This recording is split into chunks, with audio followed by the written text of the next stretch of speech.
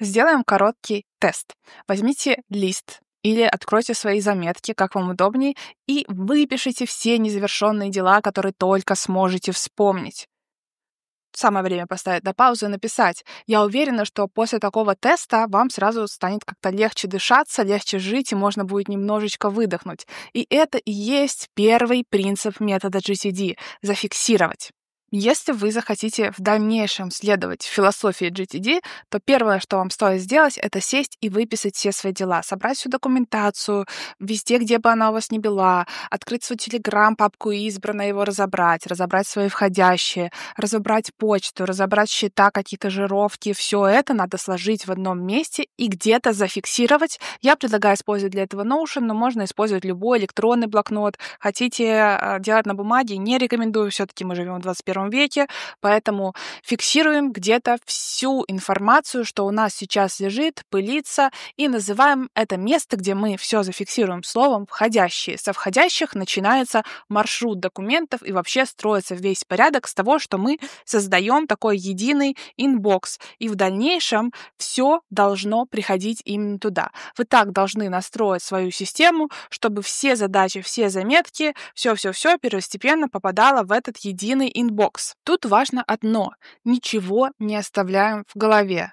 Что-то пришло, кладем во входящие. Я понимаю, что единым источником иногда просто невозможно обойтись, надо подключать какие-то автоматизации, что-то настраивать, и как-то это технически непонятно, поэтому допускается расширить входящие до 2, максимум 5 каких-то источников, но 5 это будет уже too much, поверьте, вы не будете этому следовать. Поэтому 2-3 входящих будет хорошо. Можете прямо сейчас посчитать, сколько на данный момент у вас источников, где хранятся входящие документы. Стикеры на холодильнике, заметки, избранная в Телеграме, задачи еще в каких-то чатах других, задачи ваши личные, возможно, имейл, возможно, еще какая-нибудь АИшка вам куда-нибудь что-то пишет. Вот прям посчитайте, можете написать в комментариях, поделитесь, сколько сейчас у вас источников, где вы должны обработать все свои входящие документы и задачи. Сегодня о вещи, которая уже прочно встроилась в мою повседневную жизнь, учебу, работу. Это планшет со стилусом XP Pen Magic Notepad. Ребята прислали, стали спонсором этого видео, нового формата на канале. Вот такой милашка, красотунька. Когда я впервые его открыла, не ожидала такого качества и комплектации. Корпус тонкий, прочный, с металлическим каркасом, с матовым покрытием, которое вот совсем не собирает отпечатки.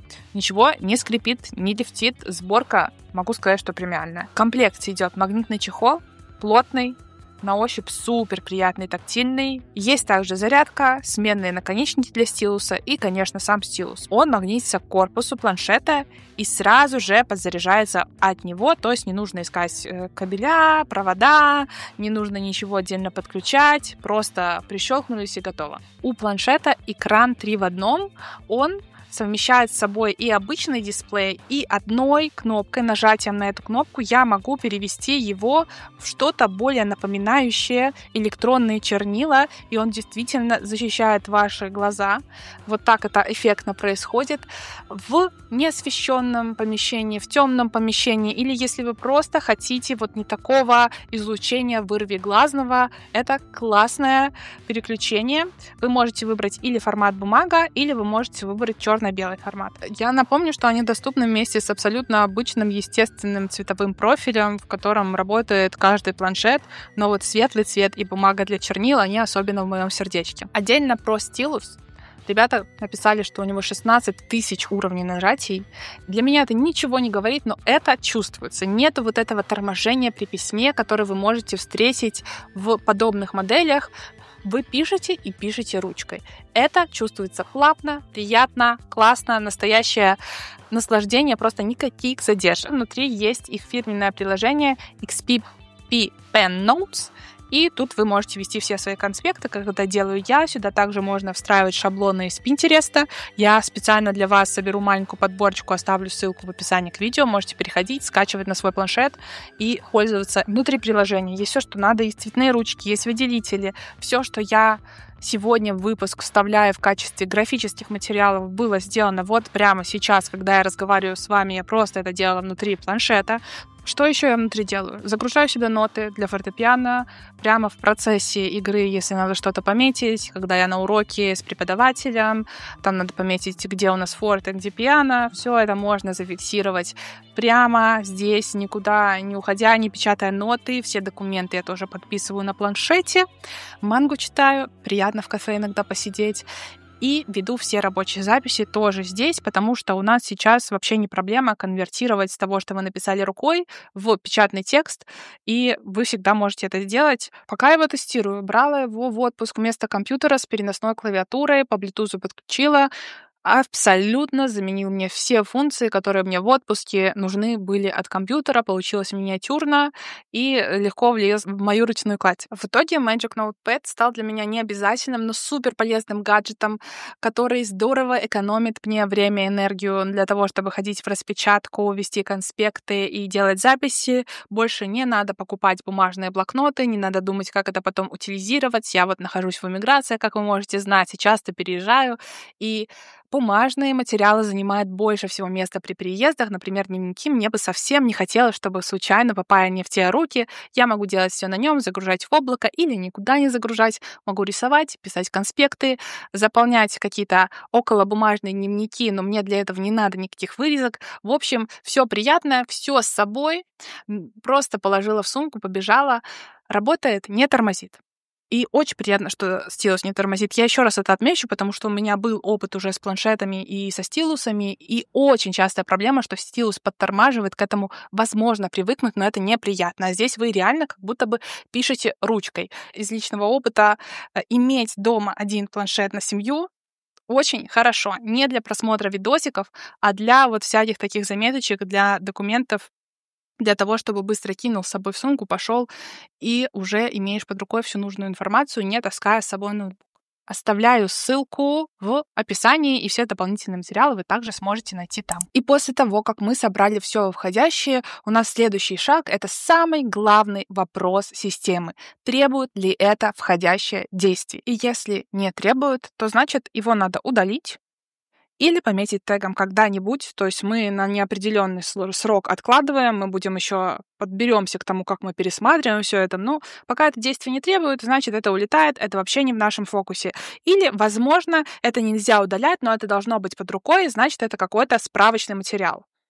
А что, если это требует действий? Что, если ответ «да»? Если ответ «да», следующий вопрос по схеме — займет ли это меньше 2 минут. Если это меньше 2 минут, значит, мы делаем прямо сейчас. Если это больше 2 минут, значит, нам надо ее делегировать, вариант 1. Я уже вижу, как вам нравится эта схема. Или отложить. А откладываем мы для того, чтобы потом спланировать, что мы будем делать. И вот в это «отложить» на нем строится уже какая-то выходная работа всей этой системы. Вот в инбокс нам пришла задача, например, сдать налоговую декларацию. Требует ли это действий? Да, это требует действий. Идем сюда. Это займет больше 2 минут или меньше? Это займет больше 2 минут. Могу ли я это делегировать? Не могу. Возможно. Если вы можете, вы счастливчики. Так что мы идем и останавливаемся на пункте «Отложить». Как с этим дальше работать? Организация в GTD такая же сложная, как и входная схема. То есть, когда мы откладываем куда-то. Что мы можем сделать с задачей? В каком контексте она у нас может находиться? Она может быть или проектом. Проектом становится любая задача, которая требует больше одного действия. Например, записаться в спортзал. Записаться в спортзал — это надо выбрать спортзал, надо там позвонить, уточнить у Кати, в какой спортзал она ходила, надо регистрационную форму, выбрать тарифный план и получить в итоге карточку участника клуба. Это много действий, это уже проект. И вот в методе GTD у нас проектов может быть больше 100, потому что у нас нету задачи подзадач, это как бы нивелируется, вообще такой сущности, как подзадача нету. Все, что вы хотите запихнуть в подзадачу, все является проектом. Поэтому в отложке у нас могут быть проекты. И это главное. У проектов могут быть уже задачи. Задачи внутри проектов раздроблены по контексту. Контекст такой, где я могу выполнить эту задачу. Дома, только в офисе, я могу выполнить ее стоя в очереди. Что вообще, в каком месте я могу ее выполнить? Скорее, физический контекст для выполнения задачи. Потом у задачи есть приоритет. У задачи, конечно, может быть время, и если задача жестко привязана ко времени, мы заносим ее в календарь. Если задача ко времени не жестко привязана, она вообще никак не может быть в вашем календаре. Календарь в этой системе используется только для задач со временем. Это типа встречи, аппоинтменты какие-то, вы к врачу записаны или что-то такое, или у вас созвон. Все, кроме этого, жестко по времени ничего не может стоять в календаре. Также время может быть не appointment, а просто сколько займет. Займет она 10 минут, 15, 30, хотя бы приблизительное время. И последняя — энергия. Это какой уровень энергии вам надо потратить, чтобы справиться с этой задачей. Вам нужно задействовать много ее, мало. Она может быть умственной или физической. По таким критериям мы разбиваем каждую свою задачу. Наверное, по моему лицу понятно, но автор утверждает, что ежедневно пересматривая по 15 минут стратегически уже готовый свой план, задачи, пересматривая их, вы тратите на это немного времени, намного больше вы тратите, когда у вас все в беспорядке, и это правда так, лучше держать задачи в порядке, но мне кажется, вот эта вся схема уже навевает немножечко тоску, и вы точно не будете следовать ей каждый день. Но давайте пока продолжим, а потом вернемся уже к рецензированию книги и самой системы. Вот вы расставили свои проекты, разбили задачи по времени, по энергии, по приоритету. Что дальше? Дальше мы эти задачи пересматриваем раз в день. Это у нас ежедневный обзор, он начинается с инбокса. Мы идем в инбокс и начинаем по нашей воронке действовать. И еженедельно собираем все наши хвосты, проходимся по задачкам, пересматриваем проекты, планируем приоритеты, чуть-чуть больше времени уделяем, чем в ежедневном обзоре. Планируется, что ежедневно вы тратите до 15 минут, а раз в неделю вы садитесь час, делаете какую-то рефлексию недели, и раз в полгода вы пересматриваете прямо все досконально. Что мне действительно понравилось в книге, так это то, как автор предлагает справляться с такой тревогой к задачам, которые у нас висят, и мы помним, что они есть, но мы их по какой-то причине не делаем. И мне очень понравилось, как для тревожников вообще, я думаю, мы все время от времени о чем-то тревожимся, очерчено, почему эта тревога вообще возникает, что тревога — это нарушение наших внутренних договоренностей. И что же с ней можно сделать? Так вот, от внутренней договоренности можно отказаться. Например, сказать: я эту задачу делать не буду. Я в этом признаюсь. Она нафиг мне не нужна. Почему она до сих пор не сделана? Потому что она ненужная и никак не влияет на мою жизнь. Также внутренние договоренности можно пересмотреть. Мы пересматриваем, что мы сделаем задачу по-другому, например, делегируем ее и фиксируем это где-то.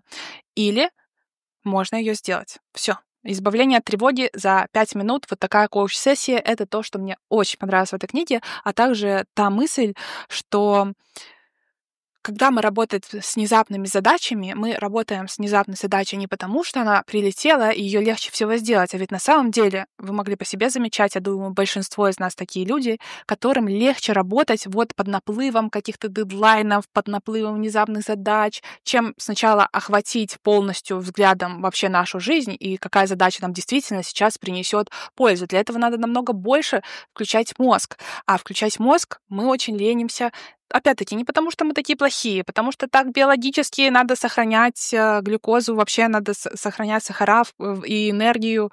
Мозг не заточен под то, чтобы постоянно думать. Так вот, можно тормозить себя, работая с внезапными задачами. Всего лишь тоже одним вопросом, что я работаю над этой задачей. Почему я над ней буду работать? Потому что она внезапная, и над ней сейчас легче всего работать? Или потому что она настолько внезапная, и сейчас она стала наиболее приоритетной? Для меня показалась интересной эта мысль, и она мне иногда помогает. А что же касается всего остального? Давайте последнее, что есть в этой системе, это горизонты планирования от 0 до 5. У нас будет здесь основание пирамиды вверху, а внизу верхушка.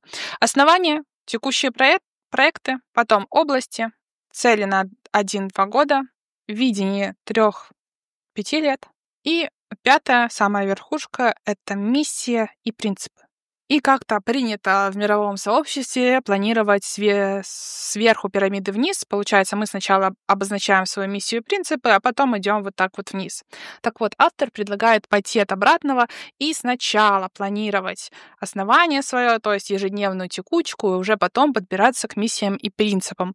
Потому что, когда основание чистое, думать наверху легче. Ну, это слова. Вторая, это я процессировала. Это просто, чтобы вам донести, как это все есть. Так вот, посмотрев на эту схему, и это я вам нарисовала, не вдаваясь в мега подробности, мне кажется, что применить это в жизни можно, как и любую систему, которая вам подходит. Но вопрос уже в том, насколько мы готовы придумывать системы, а не следовать точно тому, что нам говорят. За все годы, что я исследую разные системы, методы, методологии, применимо к себе, применимо к своим клиентам, применимо вообще к своей работе, применимо на моих близких, я нашла только один ответ, что это не бутерброд с колбасой. Принцип планирования не бутерброд с колбасой. Он не может или нравиться, или не нравиться большому количеству людей. Скорее всего, вам подходит что-то свое уникальное, и вам, скорее всего, к сожалению или к счастью, придется в течение своей жизни постоянно перестраивать эти системы, постоянно знакомиться с собой, постоянно подлаживать их под свой ритм жизни вот сейчас, конкретно в этом году. И я не верю в то, что вы можете взять GTD, приложить его на себя полностью, там, ничего не перестраивая и жить счастливой жизнью человека, у которого все дела в порядке. Мы могли, возможно, это сделать в 2000 году, но в 2025 мы это сделать не можем. Но я не думаю, что система устаревшая. Я просто считаю, что она подлежит трансформированию, как и любая система, будь она придумана в 90-х, 60-х или в 2025 году. Неважно. Трансформировать надо всегда.